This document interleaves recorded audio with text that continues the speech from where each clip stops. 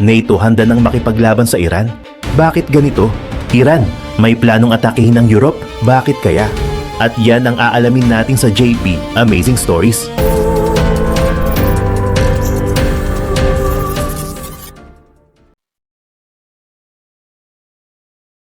Habang nagpapatuloy ang matinding tensyon sa pagitan ng Iran at United States, may panibagong development na nagdulot ng concern sa Europe. Dahil ayon sa mga bagong report, pinag-aralan umano ng Iranian forces ang posibilidad na umatake sa ilang American military assets na matatagpuan mismo sa European continent.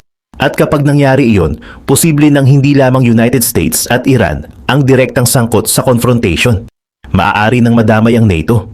Ito ang dahilan kung bakit mabilis na kumalat ang mga headline na tila nagsasabing nagdeklara na raw ng giyera ang NATO laban sa Iran.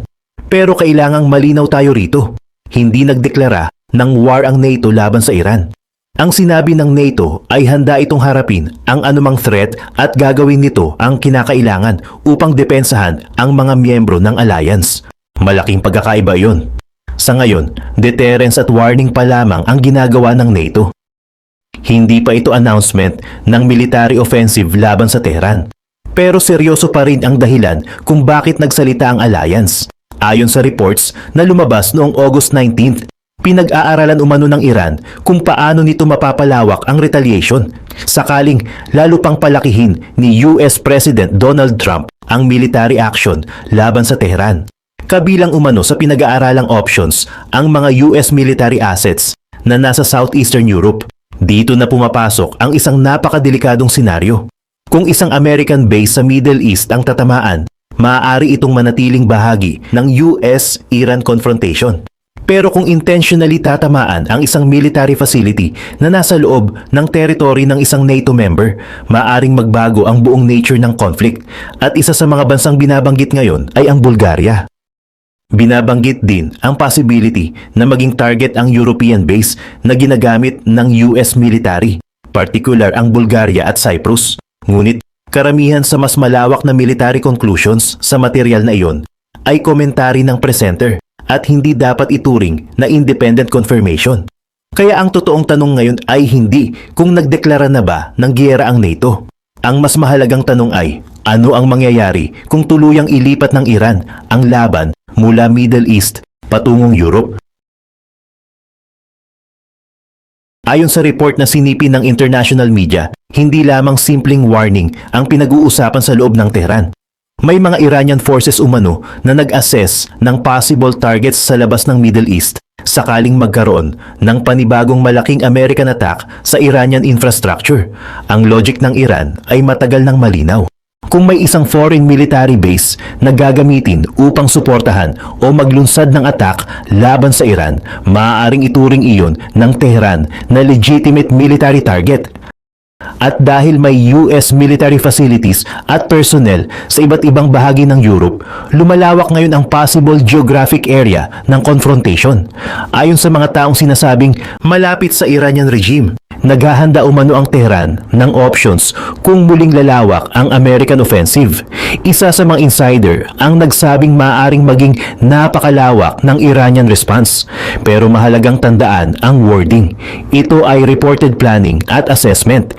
Hindi pa nangangahulugan na mayroon ng final order ang Iranian government na bombahin ang Europe. Sa military strategy, normal para sa isang bansa na gumawa ng contingency plans para sa iba't ibang senaryos. Ang mas seryosong bahagi ay ang uri ng targets na sinasabing pinag-aaralan. Bukod sa US military assets sa Europe, nai-report din ang posibilidad ng pag-atake sa subsea fiber optic cables sa Strait of Hormuz kung tuluyang lumala ang confrontation. Hindi ordinaryong infrastructure ang mga cable na ito. Malaking bahagi ng international internet at telecommunications traffic ay dumadaan sa network ng undersea cables sa iba't ibang bahagi ng mundo. Kung magkaroon ng deliberate disruption sa important communications infrastructure, hindi lamang militar ang maaaring maapektuhan. Maaaring magkaroon ng epekto sa communications, financial transactions, at commercial operations. At dito, makikita kung gaano kalawak ang posibleng confrontation.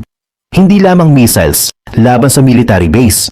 May kasama ng shipping, oil, communications at economic pressure.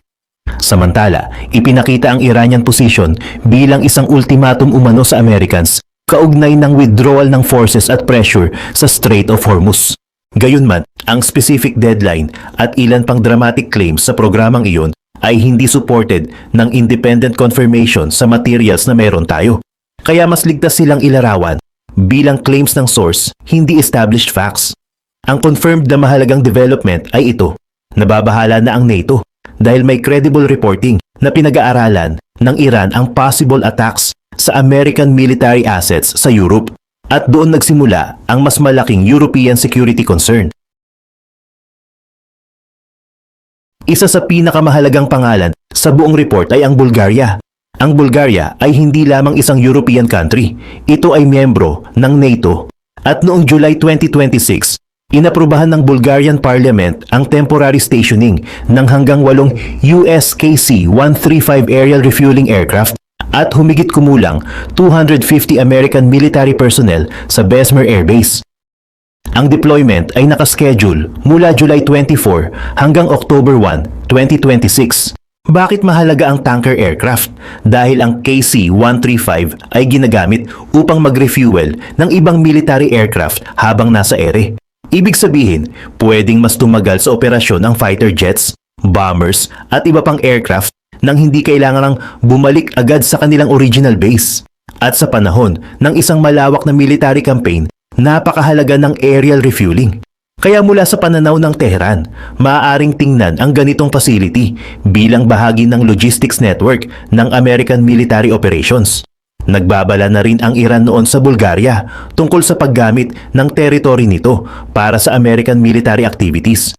Samantala, sinabi naman ng Bulgarian government na defensive at logistical ang purpose ng deployment at wala itong intensyon na maging hostile sa Iran. Bukod sa Bulgaria, lumabas din ang pangalan ng Cyprus. May British military facilities doon, kabilang ang RAF Akrotiri. Ayon sa report, kasama rin umano ang Cyprus sa pinag-aralang possible targets sakaling magkaroon ng panibagong malaking US offensive laban sa Iran. Pero may mahalagang distinction dito. Ang Bulgaria ay NATO member. Ang Republic of Cyprus ay hindi NATO member. Samantala, ang British sovereign base areas sa Cyprus ay may sarili ring legal at territorial status. Kaya hindi pwedeng basta sabihin na pareho ang NATO implications ng isang attack sa Bulgaria at isang attack sa isang military installation sa Cyprus.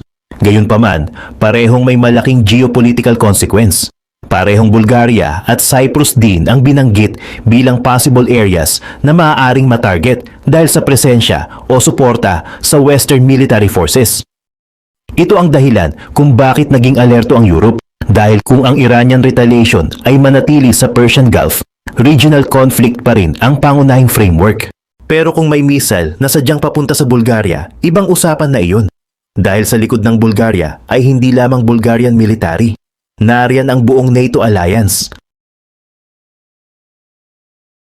Matapos lumabas ang reports tungkol sa possible Iranian target sa Europe, nagbigay ng response ang NATO. Ayon sa isang alliance official na sinipi ng Reuters, handa ang NATO na harapin ang anumang threat at gawin ang kinakailangan upang protektahan ang lahat ng allies. Binanggit din ng NATO ang mga naunang pagkakataon noong 2026 kung saan successfully na-intercept ng NATO air defenses ang ballistic missiles mula Iran na papuntang Turkey. Ayon sa alliance, ipinapakita nito na operational ang kanilang deterrence at air defense capabilities. Mahalagang development iyon dahil ang Turkey ay miyembro ng NATO. Ibig sabihin, mayroon ng aktual na experience ang alliance ngayong taon sa pagharap sa missiles na galing sa Iranian direction. Hindi ibig sabihin na gusto ng NATO ng war. Sa katunayan, ang purpose ng ganitong announcement ay kabaligtaran. Ang objective ay deterrence. Ang mensahe ay, kung iniisip ng Tehran na maaaring tamaan ang NATO territory ng walang consequence, mali ang calculation na iyon. Pero hindi rin sinabi ng NATO na maglulunsad sila agad ng attack laban sa Iranian territory. Wala ring announcement na nag-activate na ng Article 5 dahil lamang sa report ng possible Iranian planning. Kaya misleading ang headline na NATO declares war on Iran. Mas accurate ang NATO warns Iran, allies will be defended. Malaking distinction iyon. lalo na sa isang geopolitical story na mabilis magkaroon ng sensational headlines. Noong July 2026, NATO Summit. Sa Ankara, muling kinumpirma ng alliance ang commitment nito sa collective defense at ang principle na ang attack laban sa isang ally ay itinuturing na attack laban sa lahat. Kaya hindi empty warning ang mensahe ng NATO. May treaty obligation sa likod nito. Pero ang treaty obligation na iyon ay hindi nangangahulugang automatic na full-scale invasion o total war ang magiging sagot. At dito, pumapasok ang pinakasikat ngunit madalas maling naiintindihang provision ng NATO, Article 5. Madalas nating marinig ang simpleng explanation sa NATO, Attack 1, Attack All. Tama iyon bilang basic principle. Pero mas complicated ang actual process. Sa ilalim ng Article 5 ng North Atlantic Treaty, ang arm attack laban sa isang NATO member ay itinuturing na attack laban sa lahat. Obligado ang ibang members na tumulong sa attacked ally. Pero mahalagang detalye ito. Ang bawat member ay maaaring gumawa ng action na sa tingin nito ay necessary at ang assistance ay hindi kinakailangang automatic na full-scale military war. Maaari itong magsama ng military forces, air defense, intelligence, logistics o iba pang response na napagkasunduan ng allies. Kaya halimbawa, kung may Iranian ballistic missile na sadyang tumama sa Bulgarian military facility at napatunayang deliberate attack iyon, posibleng magkaroon agad ng emergency meeting sa NATO. Pag-aaralan kung ano ang nangyari. Saan galing ang missiles? Ano ang target? May casualties ba? Deliberate ba ito? At gusto ba ng Bulgaria na humingi ng collective action? Ayon mismo sa NATO guidance, ang question kung ang isang incident ay maituturing na Article 5 arm attack ay assessed case by case. Kapag kinilala itong arm attack at humingi o pumayag ang attacked ally sa collective action, saka maaaring magkaroon ng Article 5 response. Kaya hindi tamang sabihin na isang missile lang sa Bulgaria, automatic World War III. Hindi ganun kasimple. Pero hindi rin dapat maliitin ang danger dahil maaaring magsimula ang escalation sa maliit na response. Halimbawa, Iran attacks a US facility in Bulgaria. NATO reinforces Bulgarian air defenses. US strikes the missile launch site in Iran. Iran retaliates against another Western facility. European NATO members send more aircraft and ships. At habang tumatagal, parami ng parami ang bansang direktang nasasangkot. Diyan nanggagaling ang tunay na danger. Hindi dahil may isang button na pipindutin at biglang magsisimula ang World War III, kundi dahil maaaring magkaroon ng chain of retaliation na mahirap ng pigilan. At habang nangyayari ang lahat ng ito, mayroon pang isang battlefield na maaaring magkaroon ng mas mabilis na epekto sa buong mundo. Ang Strait of Hormuz. Ang Strait of Hormuz ay isa sa pinakamahalagang maritime choke points sa buong mundo. Ito ang makitid na waterway na nagkokonekta sa Persian Gulf patungo sa Gulf of Oman at pagkatapos ay sa Arabian Sea. Sa normal na panahon, halos 1/5 ng global oil consumption ang dumadaan sa route na ito. Kaya kahit maliit na disruption sa Hormuz, pwedeng magkaroon agad ng epekto sa presyo ng langis, shipping costs at inflation sa iba't ibang bansa. Malakas ang claim ng presenter na halos nawalan na raw ng kontrol ang IRGC sa strait dahil sa US naval at air operations. Sinabi rin ng source na karamihan umano ng vessels ay nakadaan na at essentially American forces na raw ang may practical control sa shipping corridor. Pero dito, kailangan nating maging maingat dahil ang latest independent shipping data ay nagpapakita ng mas complicated na picture.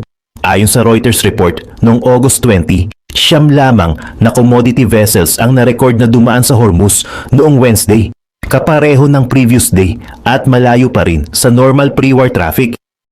May possibility ding may ibang ships na hindi nakikita sa tracking data dahil naka-off ang kanilang transponders, pero malinaw na severely disrupted pa rin ang commercial shipping. Kaya hindi accurate na sabihin completely normal na ang strait o unquestioned na ang full American control. Ang mas tamang description ay patuloy ang struggle para sa freedom of navigation at practical control sa Hormuz. Sinasabi ni President Trump na bukas at operational ang waterway. Samantala, patuloy namang sinasabi ng Iran na nananatili itong closed sa ilalim ng kanilang conditions. At sa gitna ng magkasalungat na claims, ang actual shipping data ang nagpapakita na napakababa pa rin ng traffic. May mga reports din ng missile at drone threats laban sa vessels. Ibig sabihin, kahit may US Navy protection at maritime operations, hindi pa rin ordinaryong commercial route ang Hormuz. At habang patuloy ang uncertainty, naghahanap na ang ibang bansa at shipping companies ng paraan upang hindi na dumaan sa pinakamapanganib na bahagi ng region.